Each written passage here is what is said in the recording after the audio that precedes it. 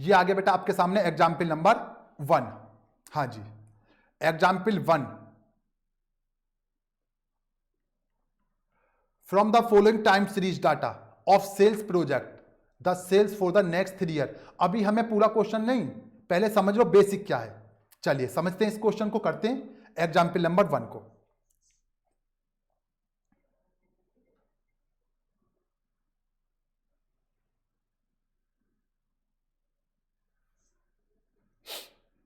हाँ जी, सबसे पहले बेटा एग्जाम्पल नंबर 1, यहां पर हम लिखेंगे क्या, ईयर।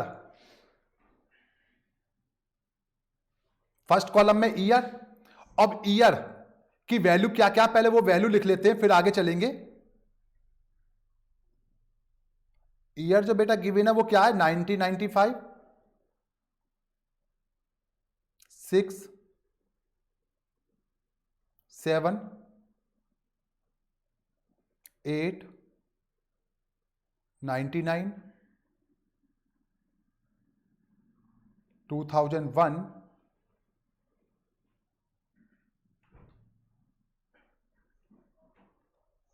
हाँ जी, इतना ही क्वेश्चन में गिवन है।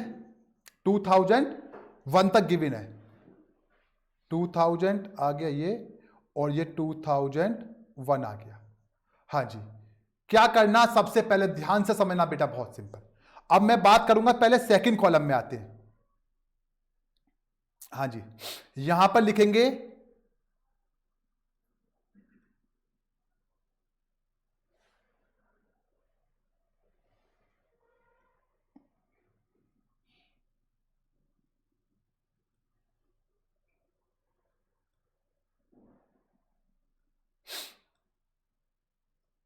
हाँ जी, टाइम डेविएशन,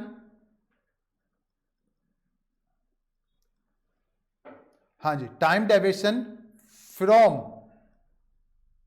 ये है सबसे मेन पार्ट बेटा।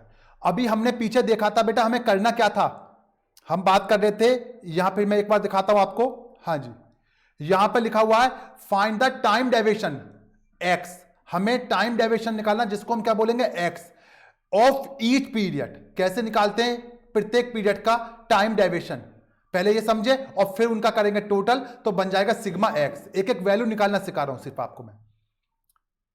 हाँ जी, तो टाइम डेविएशन कैसे निकालेंगे, यहां पे देखो, टाइम डेविएशन फ्रॉम, फ्रॉम का मतलब कहां से निकालना टाइम डेविएशन, तो ध्यान से समझो। ये बेटा नंबर कितने हैं, ऑड है या इवन, देखो चेक करके, 1 2 3 4 5 6 7, 7 नंबर हैं, इसका मतलब है हमारे पास ये ऑड नंबर है। ऑड नंबर है तो क्या करना होता है ऑड नंबर में, हाँ जी, ऑड नंबर में हमारा काम क्या है, हमारा काम है सिंपल सा, देखिए एक बार बेटा, हमारे पास ना ये स्टार्टिंग के 3 ईयर छोड़ दें और लास्ट के 3 ईयर छोड़ दें, तो बेटा ये जो 1989 है, ये हमारा हो गया मिडिल ईयर। इसका मतलब होता है आपका ये एवरेज ईयर, जो बीच की वैल्यू होती है। एक तरीका ये है, बीच वाला ईयर को हम क्या बोलते हैं, मिडिल ईयर। दूसरा तरीका क्या होता है, वैसे वो तरीका आपकी बुक में नहीं है, लेकिन मैं बता देता हूं नॉलेज के लिए। आप इन सब का यदि टोटल भी कर लेते हो, इन सब वैल्यूओं का टोटल, जैसे मान के चलो ईयर की जगह आप मान के चलते हो 1995 कोई वैल्यू है, 1996 कोई वैल्यू है, इन सब का आपने कर लिया एज ए टोटल, और टोटल करके 7 से कर दिया डिवाइड, तो बेटा आपकी वैल्यू यही निकल के आएगी 1989। चेक कर सकते हो, यही वैल्यू निकल के आएगी। तो इसका मतलब इसमें हमारे लिए मिडिल वैल्यू क्या है, ऑड नंबर का क्वेश्चन है तो ये बीच की वैल्यू। तो इसका मतलब टाइम डेविएशन हम किससे निकालेंगे, हम टाइम डेविएशन निकालेंगे बेटा 1988 से।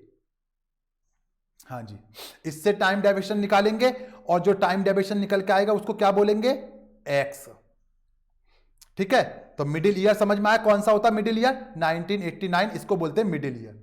अब देखो क्या करते हैं बेटा, 1995 जो लिखा हुआ है इसमें से हमें ये वैल्यू माइनस करनी है 1998। क्या करना है, 1995 में से 1989 को माइनस करना है, तो बेटा माइनस के आ जाएंगे 3। हाँ जी, समझ में आ रहा 3 कैसे आए, यहां पर लिख देता हूं मैं समझने के लिए कैसे आया बेटा, 1995 माइनस 1998। हाँ जी, ये है, कितना आएगा, माइनस के 3 आएंगे। ठीक है, सेम आगे चलेंगे तो माइनस के 2 आएंगे, क्योंकि अब क्या करेंगे, 1996 में से 1998 को माइनस करेंगे तो माइनस के 2, फिर आगे चलेंगे तो -1, यहां पे आएगा 0, यहां आएगा बेटा +1, यहां आएगा +2 और यहां आएगा +3। ये हो गया हमारे पास। अब इन दोनों की बात करें, सिर्फ और सिर्फ क्या, अभी क्वेश्चन में हमें क्या क्या चीजों की जरूरत होती है बेटा, जो हमने पूछा था। पहले तो हम यहां पे लिखेंगे n = 7। तो पहले तो पता चल गया n किसको कहते हैं बेटा, ये जो वैल्यू होती है हमारे पास 1 2 3 4 5 6 7, और ये हमारा x तो आ गया। यदि मुझे टोटल करना है, क्या करना है, मुझे टोटल किसका निकालना है, मुझे बनाना बेटा, टोटल करना है सिग्मा x। सिग्मा x = क्या आएगा, ये आएगा बेटा आपका 0। क्यों आया 0, यदि हमने मिडिल वैल्यू सही ली है, उस मिडिल वैल्यू में से हमने सबको प्लस माइनस किया है, तो बेटा हमारा आंसर बिल्कुल 0 आएगा, क्योंकि मिडिल वैल्यू को माइनस किया है हमने इन सब वैल्यू में से। तो बेटा कुछ वैल्यू, इतनी ही वैल्यू प्लस आएंगी और इतनी वैल्यू माइनस आएंगी, तो इसी वजह से सिग्मा x की वैल्यू आती है 0। ये समझ में आ गया होगा कॉन्सेप्ट, वैल्यू आएगी 0। अब आगे क्या मिलेगा क्वेश्चन में, तो मैं सिंपल बताता चलूं। ये क्वेश्चन में आगे है सेल्स, जल्दी से देखें थोड़ा स्पीड से। सेल्स बेटा ये 1000 यूनिट में दे रखी है, तो कभी भी आप ना बेटा 1000 यूनिट में हो, लाख में हो, तो बेटा जैसे क्वेश्चन में गिवन है आप ऐसे लिख के छोड़ दोगे, इनमें 3 जीरो अभी नहीं बढ़ाओगे। जब हमारा लास्ट आंसर निकल के आएगा उस समय पर 3 जीरो ऐड कर दोगे, इसका मतलब 1000 वहां पर इंक्लूड कर दोगे। यदि अदरवाइज आपने अभी 10 की जगह 10,000 लेके कैलकुलेशन की, तो बेटा आपकी कैलकुलेशन काफी बड़ी हो जाएगी। तो सिंपल करना है, जब लास्ट का आंसर निकलेगा तो उसमें 1000 को ऐड कर देना, सिंपल। देखते हैं क्या क्या वैल्यू थी। जैसे ये 10 है, ये 20 है, ये 22 है, 13 है, 24 है, 29 है और 22 है। सेल्स को कहा जाता बेटा वाई। यदि हम इसका कर लेते हैं टोटल, हाँ जी, हम इसका कर लेते हैं टोटल, तो ये कहला जाएगा सिग्मा वाई। टोटल कर लोगे तो ये बेटा आ जाएगा 140। अब क्वेश्चन में नेक्स्ट स्टेप पे आते हैं, क्या लिखा था देखो ध्यान से बेटा। पहली लाइन समझ में आ गई, टाइम डेविएशन निकालना आप पे आ गया, उसका टोटल कर दिया। दूसरी लाइन में लिखा हुआ है square the time deviation of each period, इसका मतलब एक्स स्क्वायर, और उसका करना है टोटल। तो ये कैसे करेंगे, ये लीजिए, जो बेटा हमारा x आया है उसका कर देंगे हम क्या, एक्स स्क्वायर। इसका मतलब क्या है, टाइम डेविएशन का स्क्वायर। तो यहां पे हम लिख सकते हैं स्क्वायर ऑफ टाइम डेविएशन। हाँ जी, तो देखें 3 का स्क्वायर 9, 2 का स्क्वायर 4, 1 का स्क्वायर 1, और ये कोई भी वैल्यू तो माइनस में आएगी नहीं। 1, 4 और 9, ये लीजिए बेटा, आप पे ये वैल्यू भी निकालनी आ चुकी है। Sigma x square is equal to कितना आएगा, चेक करें, 9 और 1 10 और 4 14 और इंटू 2 कर दो, क्योंकि सेम वैल्यू ऊपर है, तो बेटा 28। अब क्या रह गया बेटा, अब रह गया हमारे पास एक्स वाई, एक्स और वाई। यहां पे देखते हैं क्या था नेक्स्ट स्टेप, लिखा हुआ है मल्टीप्लाई टाइम डेविएशन की किसके साथ, सेल्स के साथ, ईच पीरियड की इंडिविजुअली। तो क्या निकल के आ जाएगा, एक्स वाई। ये लीजिए आपका हमने बना दिया एक्स वाई। तो एक्स वाई कैसे आएगा, इस 9 की मल्टीप्लाई किसके साथ, एक्स के साथ, एक्स कितना -3, तो -3 की मल्टीप्लाई करेंगे तो कितना आएगा, सॉरी 9 की नहीं बेटा, इसकी वाई की। एक्स ये रहा हमारे पास और वाई हमारे पास ये रहा, तो एक्स और वाई की कर देंगे मल्टीप्लाई, कितना आएगा बताएंगे बेटा जल्दी से फटाफट। हाँ जी, -3 और 10 की मल्टीप्लाई करेंगे तो कितना आ जाएगा,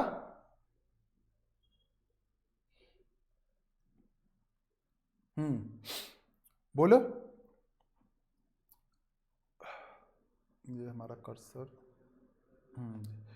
माइनस के 30 और 20 की मल्टीप्लाई करो -2 के पास, -2 के साथ, तो बेटा माइनस के 40 मैं लिखता चलता हूं, चेक कर लेंगे, माइनस के 22 ये आपका 0 और आगे चलेंगे तो ये बेटा आपका प्लस के आएंगे 24 और फिर प्लस के आपके आएंगे 29 इंटू 2 करेंगे तो प्लस के 58 और फिर हम आगे चलेंगे तो 3 के मल्टीप्लाई 22 के साथ करेंगे प्लस के 66, ये हमारा निकल के आ गया। अब क्या करेंगे, प्लस वाले का टोटल कर लेंगे और प्लस वाले में से माइनस वालों का टोटल जो आएगा उसे हटा देंगे, माइनस कर देंगे, तो वैल्यू क्या निकल के आ जाएगी, sigma x y is equal to 56।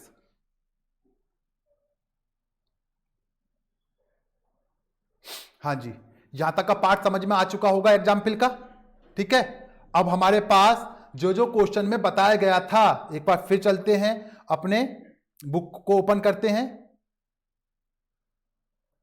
क्या क्या हमने निकाल लिया, कैलकुलेट कर लिया इस क्वेश्चन में। देखो पहले हमने x निकाला, यस, उसका टोटल किया, हो गया। फिर हमने क्या करा, स्क्वायर किया, वो भी हो गया, उसका टोटल किया, हो गया कंप्लीट। फिर हमने क्या करा, मल्टीप्लाई करनी थी टाइम डेविएशन की और सेल्स की, तो निकल के आ गया एक्स वाई, यस, उसका टोटल कर लिया तो बन गया सिग्मा एक्स वाई। यहां तक के हमारे तीनों स्टेप कंप्लीट। फिर लिखा हुआ to find the trend value, हमें ये फार्मूला लगा देना आप, y is equal to a plus b x का, यस, लेकिन a और b x का फार्मूला लगाने हैं ट्रेंड वैल्यू निकालने के लिए, तो हमें पहले क्वेश्चन में क्या चाहिए, हमें a और b कैलकुलेट करना पड़ेगा, यस, और a और b कैलकुलेट करने के लिए हमारे पास फिर से वही दो मेथड हैं। तो दोनों मेथड में से कौन सा मेथड यूज होगा, क्वेश्चन में लिखा हुआ था यदि सिग्मा एक्स की वैल्यू 0 आएगी तो हम यूज करेंगे डायरेक्ट मेथड। और हमें देख लेते हैं बेटा, हमारी जो सिग्मा एक्स की वैल्यू है, ये वाली वैल्यू, ये हमारी क्या आई है, 0 आई है, तो हम डायरेक्ट मेथड लगाएंगे किसके लिए, ए और बी कैलकुलेट करने के लिए। ठीक है, तो इसका मतलब मैं आगे का पार्ट समझाता हूं आपको। ए निकालना है हमें, तो फार्मूला क्या लगेगा बेटा, sigma y is equal to n, तो सिग्मा वाई की वैल्यू कितना है 140 और एन की वैल्यू कितना 7, तो कितना आ जाएगा बेटा, ये आ जाएगा आपका 20। अब समझ लो ए का मतलब, बेटा ए जो वाई है वो क्या, सेल्स है, तो हमारे पास लास्ट 7 ईयर की सेल्स गिवन है और 7 ईयर की जो सेल्स गिवन है उसका हमने किया टोटल और डिवाइड कर दिया एन से, एन का मतलब 7 ईयर ही है, तो बेटा हमारा निकल के आ गया 20। इसका मतलब ए को हम क्या कहते हैं, ए को कहते हैं एवरेज, और बी का मतलब होता ग्रोथ, इतनी तो एवरेज सेल्स रहेगी रहेगी, और एवरी ईयर हमारी क्या ग्रोथ होगी, इसका मतलब बी को क्या कहते हैं, ग्रोथ।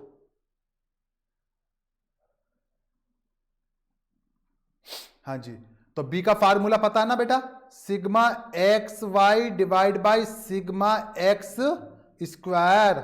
तो सिग्मा एक्स वाई कितना बेटा, क्वेश्चन में हमने निकाला 56 और सिग्मा एक्स स्क्वायर कितना निकाला 28, तो इज इक्वल टू क्या आ गया 2। ये लीजिए, समझ में आ गया होगा बेटा कैसे क्वेश्चन को हमें करना था। ठीक है, अब एक और पॉइंट बचा है सिर्फ इस क्वेश्चन में, ये हमारा ए और बी भी कैलकुलेट हो गया, तो इक्वेशन लगाते हैं y is equal to a plus b x, yes. अब हमें यह समझना ये x क्या होता है बेटा, क्वेश्चन में कहां पर गिवन होता है ये x, ये और हमें समझना है सिर्फ, ये लीजिए, और हमारा क्वेश्चन कंप्लीट हो जाएगा।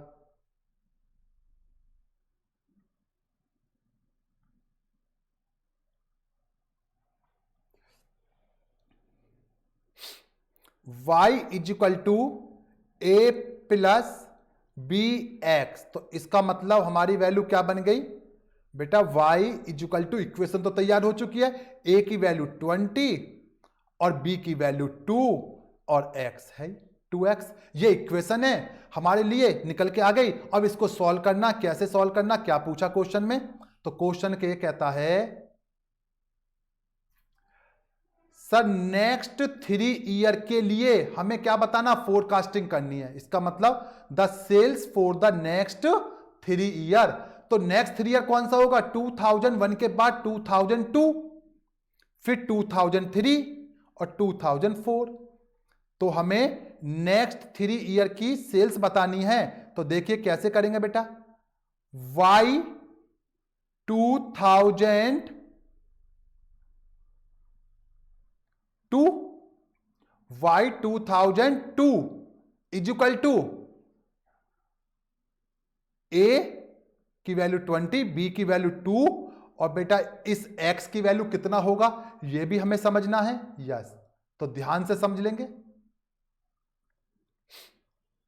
देखिए बेटा यहां समझना, इसको ध्यान से थोड़ा सा, एग्जाम में ये गलती कर जाते हैं स्टूडेंट, इसलिए समझ लो बेटा। नेक्स्ट 3 ईयर यहां पे समझो, जब 2001 में हमारी x की वैल्यू +3 है, तो बेटा 2002 में क्या होगी, एक वैल्यू और एक्स्ट्रा, इसका मतलब +4।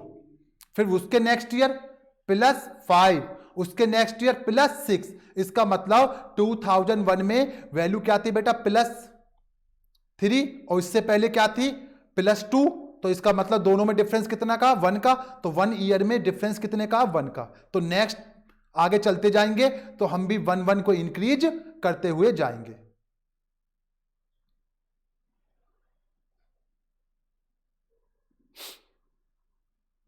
y2000 कितना आ जाएगा बेटा, फिर यहां पर हम करेंगे तो 20 + 2 की यहां पर कितना आ जाएगा हमारे पास, x की वैल्यू मैंने अभी बताया आपको क्या आएगा बेटा, 4। तो ये बन जाएगा हमारे लिए 20 + 8 इज इक्वल टू 28। जैसे हमने लिखा 28, अब आगे लिखोगे आप 1000, ब्रैकेट में लगा दिया, और ये आपका यूनिट। पहला हमारा काम कंप्लीट हो गया। y, इसके बाद में हमें क्या करना था, हमें करना है y2000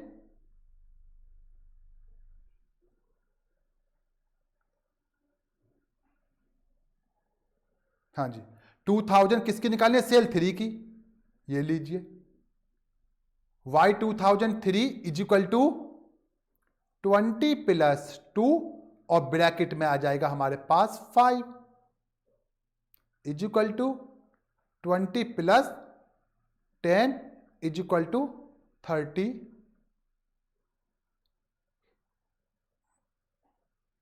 यूनिट। इसके बाद नेक्स्ट, हाँ जी y2004 इज इक्वल टू 20 + 2, और ब्रैकेट में कितना 5, और ये हो गया 20 + 5, सॉरी 6 आएगा बेटा हमारा। हाँ जी 5 नहीं बेटा, 5 तो हमारा पास 2003 के लिए, 6 के लिए क्या हो जाए, 2004 के लिए क्या हो जाएगा 6। तो ये 12 इज इक्वल टू 32,000 यूनिट। देखो बेटा हमारा जो ग्रोथ रेट आया था वो कितना आया, आप चेक करो पहले एक बार। हाँ जी ये देखो ग्रोथ रेट आया हमारा 2, इसका मतलब क्या है, एवरी ईयर हमारी 2 ग्रोथ हो रही है, और एवरेज क्या है 20। अब इनका थोड़ा सा मीनिंग समझ लो क्या क्या है बेटा। इसका मतलब यह होता है कि बेटा जिस ईयर में हमने टाइम डेविएशन निकाला था, जिसका टाइम डेविएशन आया 0, और टाइम डेविएशन 0 किसका आता है सर, जिसको हमें लेना होता है मीन ईयर, इसका मतलब मिडिल ईयर। हाँ जी तो कौन सा था मिडिल ईयर, 1998। इसका मतलब यह है 1998 के लिए, हाँ जी 1998 के लिए जो हमारी सेल्स होगी वो होगी 20, एवरेज सेल्स, क्योंकि एवरेज ईयर है वो क्या है हमारा एवरेज ईयर 20, ठीक है। उसके बाद एवरी ईयर 2 की होगी ग्रोथ, इसका मतलब 2000 यूनिट की होगी ग्रोथ। 20,000 यूनिट इस ईयर के लिए क्या है? हाँ जी, 20,000 यूनिट इस ईयर के लिए क्या है? Average sale. इसके बाद जितने भी ईयर आप आगे चलोगे, हर ईयर में आपको 2,000 यूनिट की ग्रोथ है, ये रही जो लिखा हुआ है।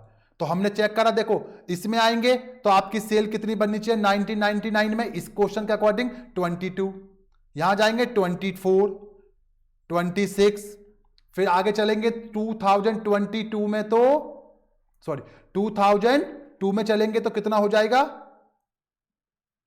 हमारी सेल कितनी हो जाएगी बेटा?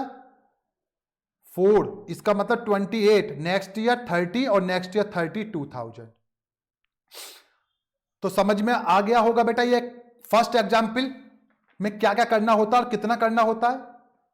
तो क्वेश्चन ये कंप्लीट समझ में आ गया।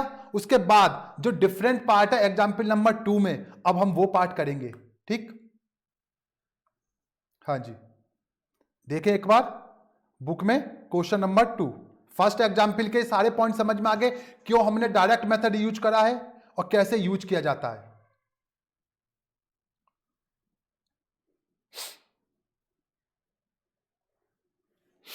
एग्जाम्पल नंबर 2, सेम क्वेश्चन दिख रहा है आपको।